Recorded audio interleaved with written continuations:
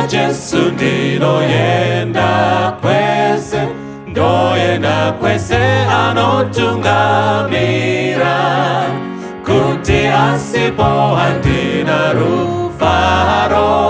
Kwese ndina Jesu handityi chiro, kwese handizotyiba, kwese ndina Jesu handityi chiro, kwese ndina Jesu handisindeka, kana vamwe vandisiya aneni, kana nzira izere matambudzo, kuti Jesu aneni ndinofara.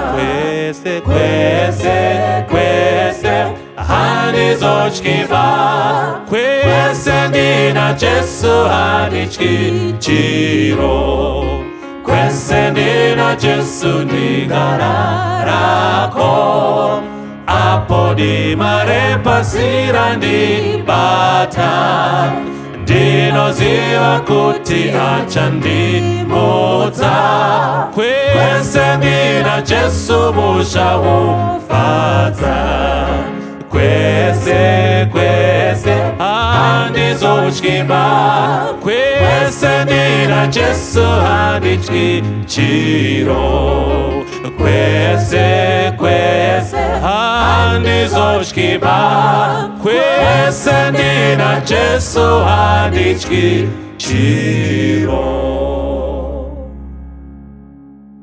Tinokukwazisai zvakare vana vaMwari muzita raJesu Kristu.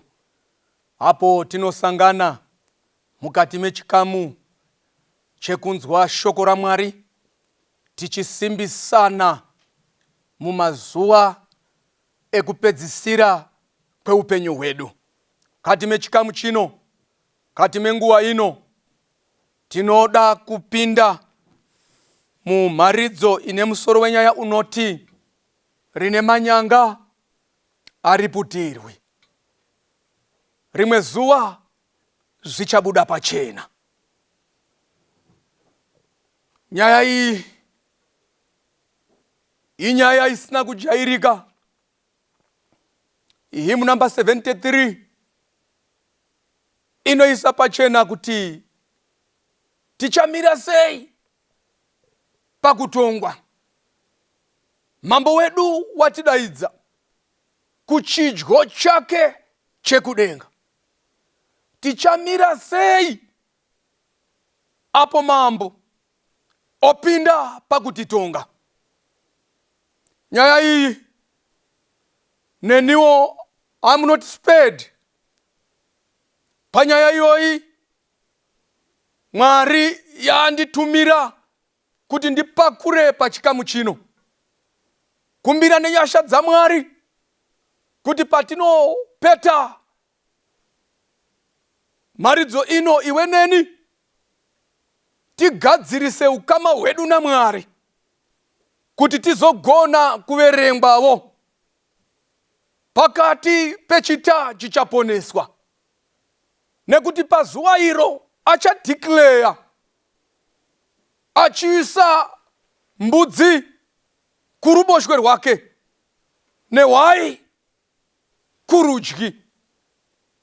Apo achazoti unto them, unto his right, come ye blessed of my Father, and inherit the kingdom which was prepared for you before the foundation of the world.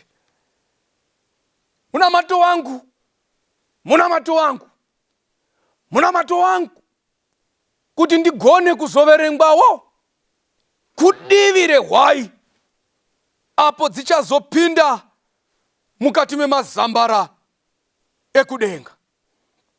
Wakorinde wechipiri chapter 5 verse ya 10. 2 Corinthians chapter 5 verse ya 10.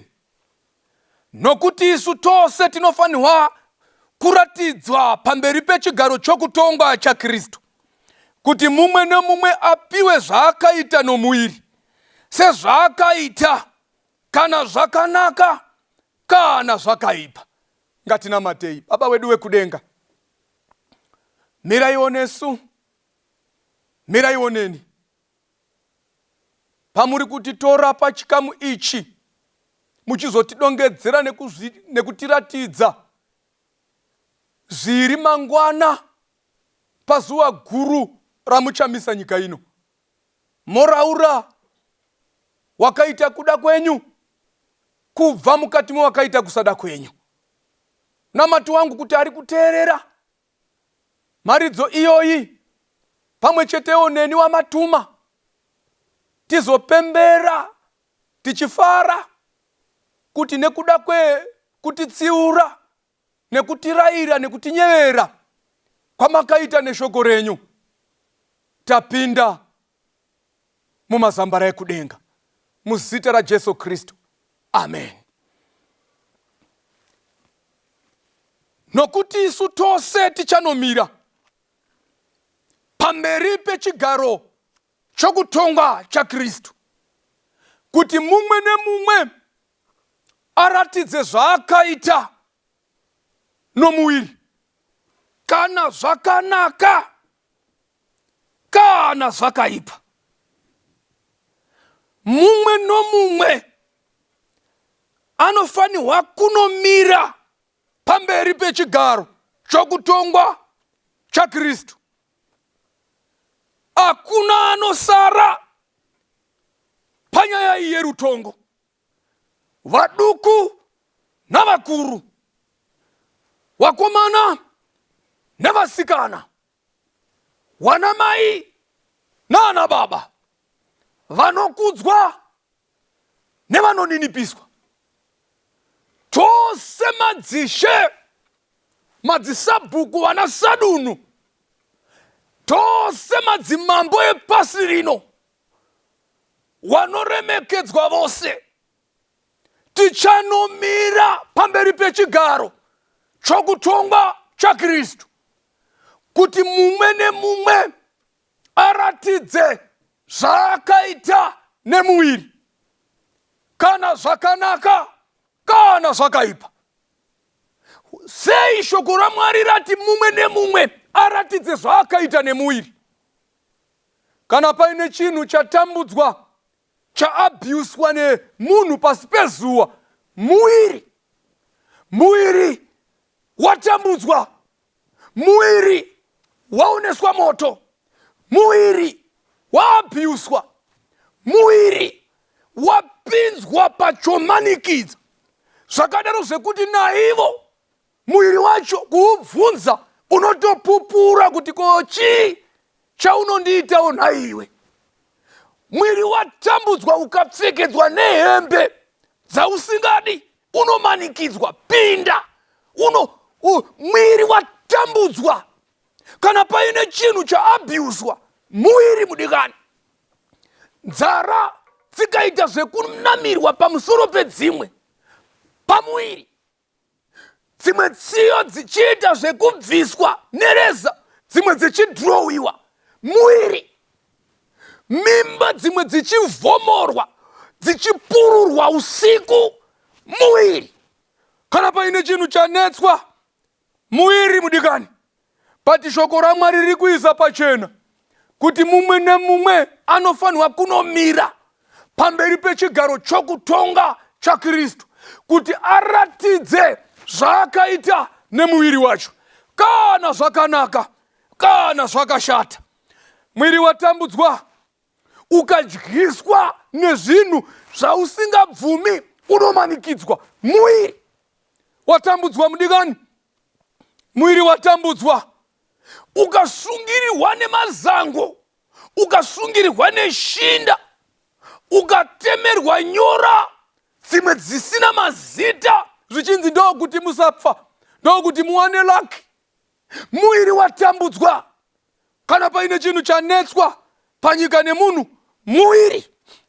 Shoko raMwari riri kuiswa pachena kuti kana paine chinhu chichanomiswa pamberi pekutongwa pechigaro chaMwari, kuti muwiri uratidze zvawakaitiswa nemunhu, kana zvakanaka kana zvakashata. Kuipa kwose kunoitwa nemunhu anoita achishandisa muiri. Mumwe namumwe wewo kana kugona kwose kwatingaita panyika tinogona tichishandisa muiri. Tinogona dzimwe nguva namaoko, tinogona dzimwe nguva namakumbo, tinogona dzimwe nguva tichishandisa muiri. Nekuipawo kwose zvakafambirwa netsoka, zvakafambirwa namakumbo, zvakadhiraivhirwa nemota, tichanomira kuti tizviratidze pamberi pechigaro chokutonga chaKristu, to give an account kuti wakaitei. Continue nezvauri kuita, no problem. Chaidavirira yauri kuita nemuiri. Mumwe namumwe achinozviratidza pamberi pechigaro chekutongwa cha Mwari agara pachigaro chake. Timboona zvimwe zvezvinhu zvatichatongerwa. Matthew chapter 12 verse ya 36. Matthew chapter 12 verse ya 36. Ndinoti kwamuri, shoko rimwe nerimwe risina maturo rakarebwa navanhu vacharidavirira pamusoro paro nezuva rokutongwa. Here is another shocking element Mwari ari kuisa pachena kuvanhu, kuti kunyangwe tichizomira muiri uchizotongwa maringe nezvawakaitiswa, chimwe chezvatichatongerwa mashoko akabuda mumuromo wemumwe nemumwe asina maturo pazuva rerutongo uchamadavirira. Sei shoko raMwari riri kuisa pachena kuti shoko rimwe narimwe rakabuda mumuromo memunhu. Maimbozviziva here kuti mashoko ane simba? Words are powerful. Mashoko ane simba. Neshoko nyika yakasikwa. Aingorayira badzi Mwari neshoko kuti ngakuve nemiti, miti ikavapo. Aingorayira badzi neshoko Mwari kuti ngakuve negudo, gudo rovapo. Aingorayira badzi neshoko kuti ngakuve netsoko, tsoko yovapo. Mashoko ane simba. Nanhasi nyika ino iri zvairi nekuti Mwari wakairayira kuti ive izvozvo. Saka mashoko ane simba. Rimwe narimwe shoko rakabuda mumuromo memunhu, Mwari ari kuisa pachena kuti ucharidavirira on the great judgment day. Why shoko? Ngwarira zvinobuda pamuromo wako, kuti mashoko anobuda pamuromo wako ane rugarere kune unonzwa, kana kuti ndeyekuparadza. Kana ari ekuparadza, alas, charidavirira on the great judgment day. Shoko rinotoisawo pachena kuna vaHebheru kuti iye Mwari anochengeta zvose zviri paruoko rwake, zvakarayirwa nenzwi rake. Nenyika ino yakagadzikwa kwayakagara nekuda kwekurayira kweshoko rake. Mashoko ane simba. Tine mamwe mashoko akasundidzirwa kuvabereki vedu nanhasi. Vabereki havagoni kutaura mashoko emakomborero muupenyu hwako nemhaka yemashoko ewakasundidzira. Ukasiye vapumha vabereki uroi nekuda kwekukwegura kwavaita, kati mangurukira maita mazino mukamwa muchembere, ndimi muri kupedza vana vangu. Yeti rufu rwagara rwuriko. Kukwegura nekuchembera haiziyo passport yeuroi. Nofanira kuwithdrawa mashoko nekusefa mashoko muchisiya peukama, nokuti mashoko ose akarebwa asina maturo chavadairira on the great judgment day. Muparidzi chapter 12 verse ya 14. Nokuti Mwari uchatonga basa rimwe nerimwe pamwe chete nezvose zvakavanzika, kunyangwe zvakanaka, kunyangwe zvakaipa, zviri pamudikani zvawakaita muupenyu hwako. Zvimwe zvacho evidence wakaparadza. Vanoferefeta maCID akauya vachida kutapa nekutarira kuti ndiye here akaita izvi. Wanoshayiwa pekutangira, wakaparadza evidence. But uriwe wakaita izvozvo. Ende zviri pachena kuti ndiwe wakauraya. Ende zviri pachena kuti iwe ndiwe wakaba. Pakashayikwa evidence. Ukapisa warehouse. Ukanyepa kuti magetsi atacha. Bhaibheri riri kuisa pachena kuti Mwari uchatonga basa rimwe nerimwe nezvakawanzika zvose zvakaitwa murima, kunyangwe zvakanaka, kunyangwe zvakaipa. Mbuya munoroya, zviri pachena kuti hamuvati mumba munorara muri kwamurambinda. Zuva risati rabuda modzoka moduka muchikasi. Zvichiita sekunga mararapo, imi musina kuvata mumba. Zvamakaita murima, on that great judgment day, zvichabuda pachena. Mwari ozvipenengura. Nganyayayayai, unonyatsoziva kuti ndiwe akaita iwe.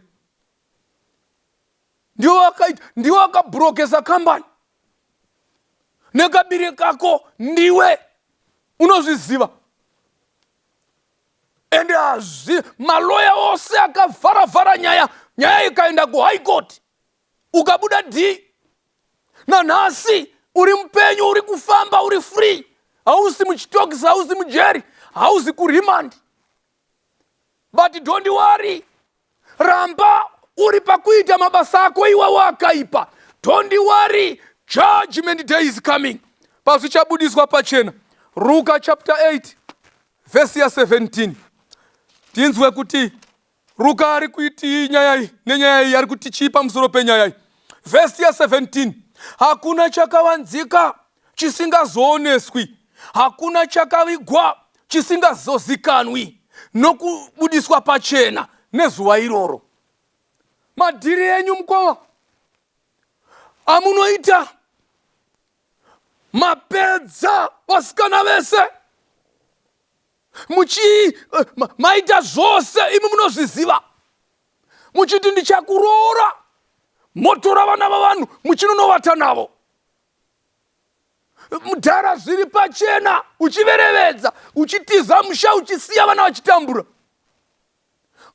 Uchienda kunana marwei. Uchinyepa kuti ndandiri kuovertime kubasa. Hakuna chakawanzika. Hakuna chakawigwa. Hakuna, zvose zvichabuda pachena. Chienda unotenga grocery. Muchienda kunondoendesa kufambi. Chinyepa kuti ndaenda kumusha. Imi musina kuenda kumusha. Zvichabuda pachena. Tichamira sei pakutongwa pamusi mukuru unouya mambo. Tichamira sei mudikani nekararamire kedu katiri kuita. Tichivhara pachi evidence ichishayikwa, ichitsakatika, muchinono nemajaji muchikonaiva, muchitengana. Tichamira sei? Tichamira sei? Tichaita sei kone nyaya? Nokuti kana zvichiremera wakarurama wa Mwari, wachinonopinda pakutongwa, nekuti shoko raMwari raisa pachena rati nokuti tose tichanomira. Wana Abrahamu kana wachinonovetwa on this great judgment day, wachipa accountability yazvawakaita paupenyu hwavo. What about nini? Koini. 1 Peter chapter 4.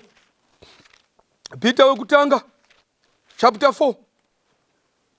Tiverenge kuti shoko raMwari riri kuti kudini pamusoro penyaya iyi. Nokuti nguva yasvika yokuti kutonga kutange paimba yaMwari. Zvino kukatanga kwatiri kuguma kwevasingateereri ivhangeri yaMwari kuchagoipiko? Uye kana zvichiremera vakarurama kuti vaponeswe, ko uyo usingadi Mwari nomutadzi uchagowanekwepiko? Kana zvichiremera vakarurama vaMwari, kana Mozisi muranda waMwari paakakwira pagomo rePisga achioneswa panoramic view yekuzogara kwaizoita vana vaIsraeri mukati meKenani, nekuti iye anganzi naMwari aungapindi mukati meKenani nekuda kwechivi chaanga aita. Kana akaremerwa, dhiabhorosi akasvika pamutumbi waMozisi achiclaima kuti uyu ndewangu, aine V11 ekuti haangagoni kuponesiwa. Dhiabhorosi achiproduce V11 neevidence zviripo netime nedate nemaseconds kuti Mwari sorry maybe ndakungo but ndiri kuda kungobvunza kuti maakuda vanouraya here mamedharas, maakuada here kudenga mhondi, maakudzida here mhondi? Ndinayo evidence. Uyu muchinda uyu akatouraya muIjipita uyu, akaita body viewing ari ega, akachera guwa ari ega, akafushira. Muchinda uyu, sorry, mini kungobvunza. Ende hazvisiso zvega, paya makamuti ngaataure nedombo akarowa. So handizivi kana maakuda kana zvichiremera watsvene waMwari kuti wapinde mumazambara edenga, kana vachitongwa veimba yaMwari, ko mutadzi newakaipa mugumo wake uchazowepiko? Mwari wekudenga ngaatibatsire. Handisi kukuvhundutsira pachikamu chino, handisi kukutyisa, but ndiri kuti pauri kurarama uchiita yauri kuita, ziva kuti one day uchazvidavirira. Zviri pachena kuti hauonani nevana vamai vako iwe. Makana kurimirana kumugano. Paanotsika mwana wamai wako unosvipa pasi patsoka yake sekunga aripo, uchisemeswa nemwana wamai wako. Ko kuguma kwevasingadi vhangeri nekuguma kwemunyangadzi kuchazoweiko kana zvichiremera vakarurama vaMwari kuti vapinde mumazambara edenga?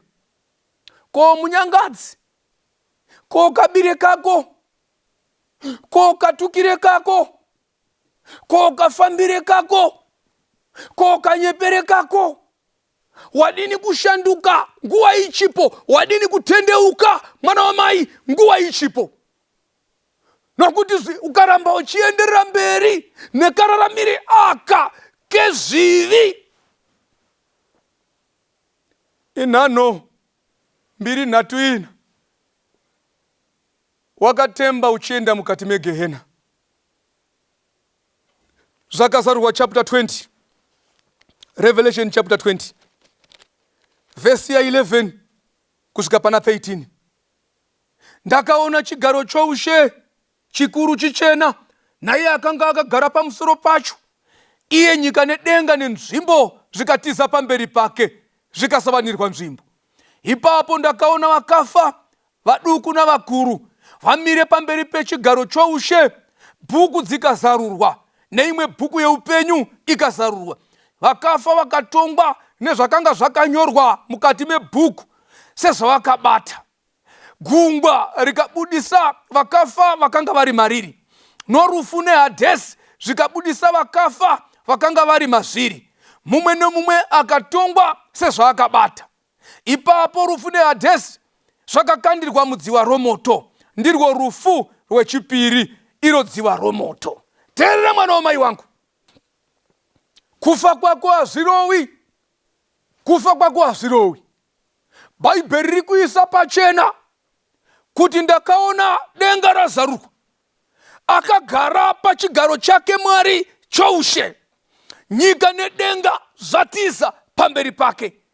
Akaona vaduku navakuru wamutswa kuti mumwe nemumwe kubva kuna Chaka Zulu nana Robengura nana Dhingiswayo, mumwe namumwe akamira pamberi pechigaro chokutonga chaMwari kuti aratidze zvaakabata nezvaakaita pasi pezuva. Hazvirowi kufa kwako, hazvirowi. Ramba uri kuita yauri kuita. Don't worry mudikani. Chapter 22 yazvakazarurwa vhesi ya 12. 22 yazvakazarurwa iyeye vhesi ya 12. Ipapo ndakawana vakafa vaduku navakuru vamire pamberi pechigaro choushe chaMwari. Bhuku dzikazarurwa neimwe bhuku yeupenyu ikazarurwa. Vakafa vakatongwa nezvakanga zvakanyorwa mukati mebhuku iyoyo sezvavakabata. Bhaibheri riri kuisa pachena kuti vese vakafa vaduku navakuru vakatongwa sezvakanga zvakanyorwa mukati mebhuku. Nekuti patinorarama pasi pezuva, mumwe namumwe ane ngirosi Mwari yaakamuasainira. Ngirosi iyi inonzi guardian angel. Basa rayo ngirosi iyi nderekunyora marekodzi ezvose zviri kuitwa naMuusha pasi pezuva. Murima inenge ichirekodha, pachena inenge ichirekodha, masikati, usiku, ndakarara, kumabasa inonge ichirekodha.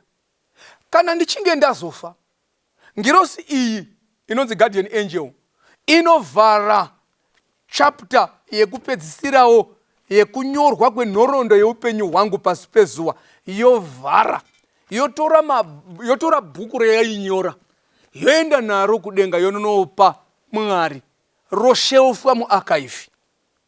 Nekuti haisisina wekuchengeta guardian angel yaindichengeta. Ndo bhuku richazovhomorwa rovhurwa on that great day. Mumwe nemumwe otongwa with terrible exactness sezvakabatwa neni pasi pezuva. Saizvozvo zvichiverengwa kubva mukati mebhuku rainyorwa. Chapter 22 yazvakazarurwa yobva yati, tarirai ndinokurumidza kuuya, mubayiro wangu ndinawo, kuti ndipe mumwe nemumwe sezvaakabata. Pasi pezuva pano tiri kubata, hakuna asiri kubata. Mangwanani tichimuka, ngirosi inenge ichirekodha nekunyora kabatire nekafambire katinenge tichiita, ichirekodha kuitira mubayiro panopetwa nhoroondo yenyika. Tarirai ndinokurumidza kuuya, mubayiro wangu ndinawo, kuti ndipe mumwe nemumwe sezvaakabata. Kontinya mwana wamai nekabatire kari kuita zvine mubayiro pakupedzisira. Patirongo rakaipa, kubata kwako kubata kwakanaka here kana kuti kubata kwakaipa? Tarirai ndinokurumidza kuuya, mubayiro wangu ndinawo. Saka toita sei nenyaya yekutongwa uku? Zvichaguma sei? Kaitiende kuna 1 John tipiwe tariro pamusoro penyaya yerutongo iyoyi, nokuti rutongo rwaiswa pachena kuti rwuriko. Saka toita sei panyaya iyoyi yerutongo? Nokuti kana tichiti hatina zvivi, tiri varevi venhema, zvokwadi haiti matiri. 1 John chapter 1 verse ya 8. Kana tichiti hatina zvivi, tinozvinyengera, zvokwadi haizi matiri. Uye kana tichizvireurira zvivi zvedu, iye wakatendeka, wakarurama, nokudaro kuti unotikanganwira zvivi zvedu nekutinatsa pakusarurama kwedu kwose. I've got good news, muranda waMwari. Kunyangwe maoko edu akasviba, takaita zvikuru iwe neni pasi pezuva,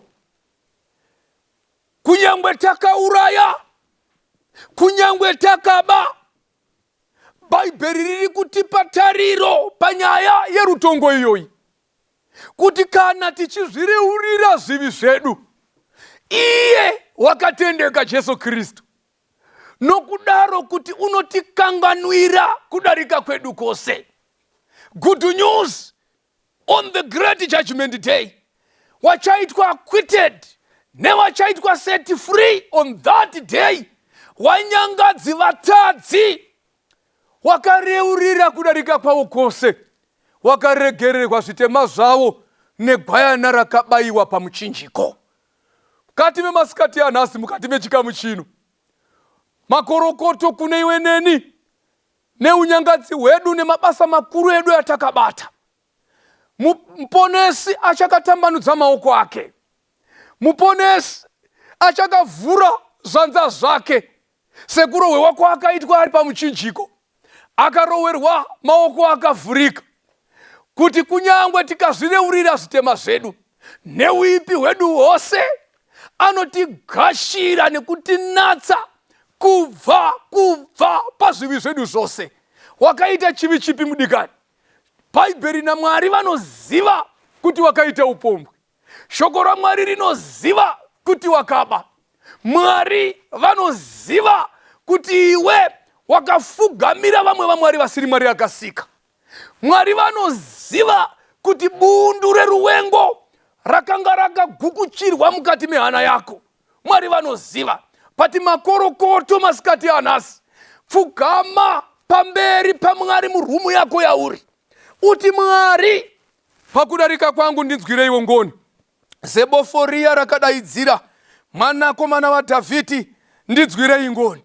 Daidzira nekuchema, nekusvimha misodzi, nekurevesa pamwoyo, kuti Mwari, ndinopfidza ndichazotadzizve, ndipeiwo simba rekukurira chivi. Riripo simba iroro mukati memasikati anhasi. 1 John chapter 2 verse ya 1. John wekutanga chapter 2 verse ya 1. Vana vangu vaduku, ndinokunyorerai zvinhu izvi kuti murege kutadza. Asi kana munhu achitadza, tine murevereri kuna Baba, iye Jesu Kristu wakarurama, wakatendeka.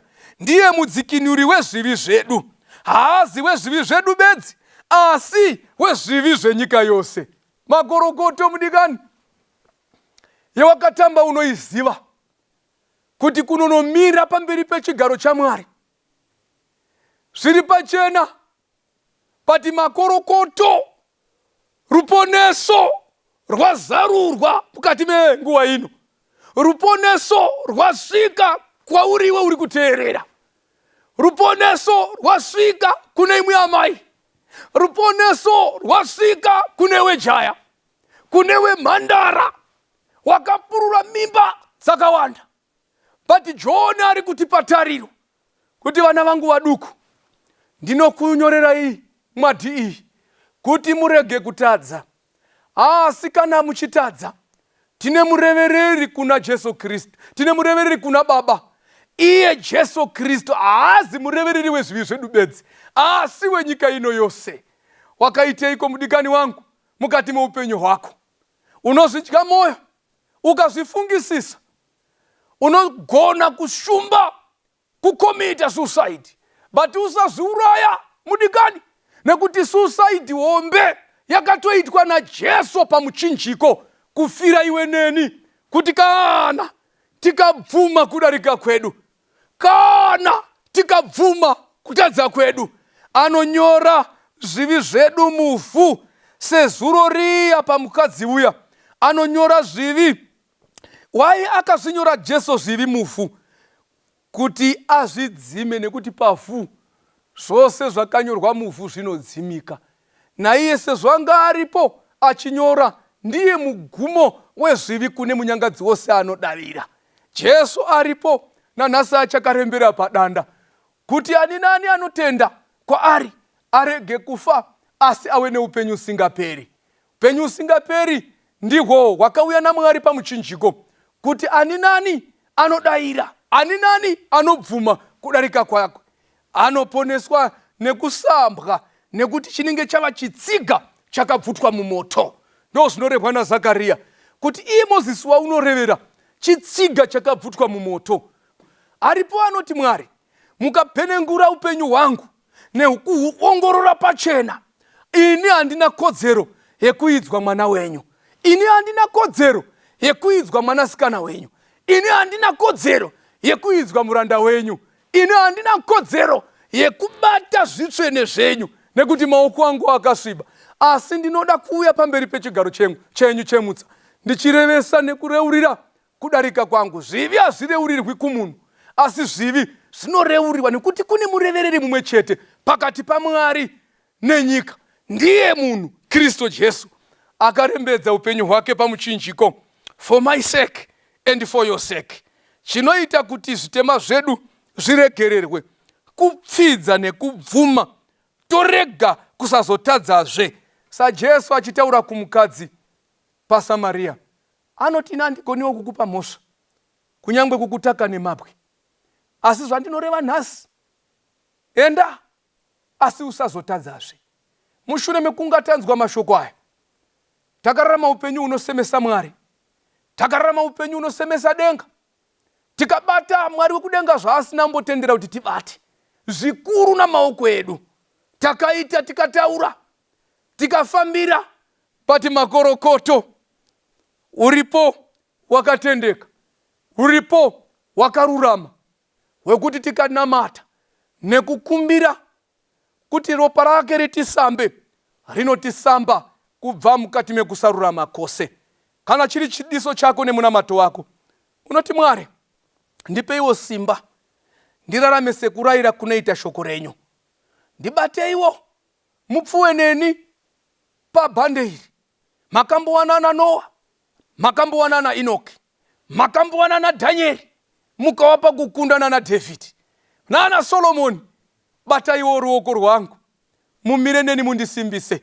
Kana uri munamato wako, tsinzinya panguva ino apo tinonamata. Baba wekudenga, musiki wedenga nepasi, maisa pachena kuti mumwe nemumwe achanomira achizvidavirira zvaakaita nemuiri, nokuti kana paine chinhu chataabyusa pasi pezuva, muiri, tibatsireiwo Mwari wekudenga kuti kana kuri kudya, tidye zvatakarayirwa nekudzidziswa neshoko renyu. Kana kuri kupfeka, tipfeke zvatakarayirwa nekudzidziswa neshoko renyu. Kana kuri kutaura, tirayire, titaure zvinoita kuti vanonzwa tichitaura wanzwe nyasha mukati menzeve dzavo. Tinokutendai Baba wekudenga nekubvuma nekureurira zvivi zvedu zvose zvatakaita kuti zvisambei neropa renyu rakawerera pamuchinjiko. Muzvikande mugungwa rakadzika-dzika, muregezve zvakare kuzozvirangarira, uyewo motipa simba rekurarama upenyu hutsva tiri mamuri, muchitibatsira, muchititungamirira paupenyu huno.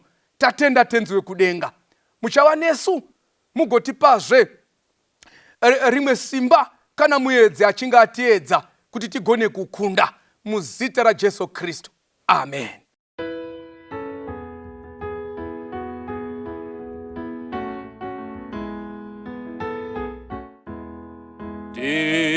Dinoda chimwe chochiro, kuna tenzi anondipa, kana mvura nemoto, ndinochema, mundisambe moyo wese, kana moto mundipise, hazvine izvo zvitema, zvinopera,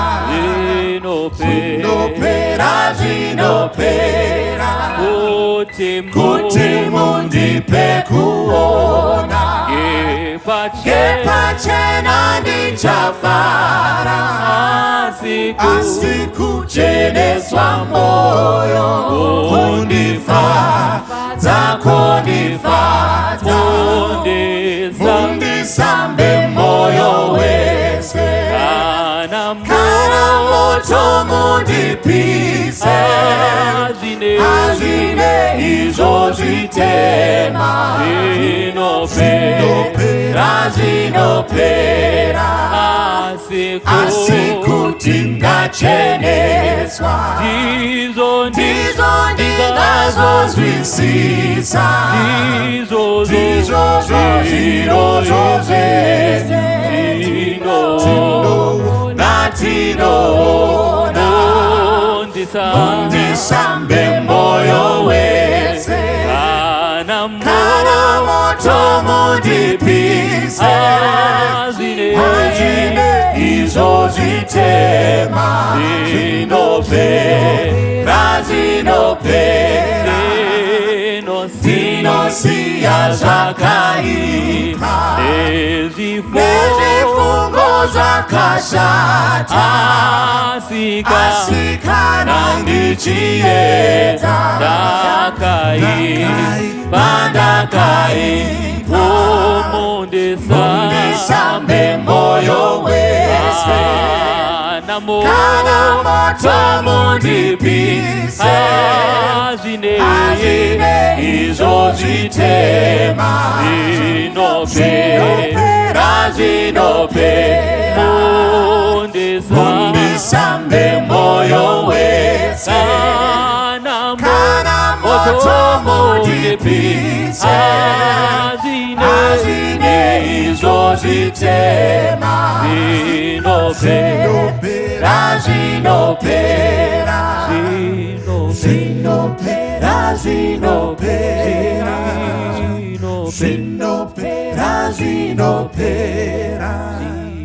zvinopera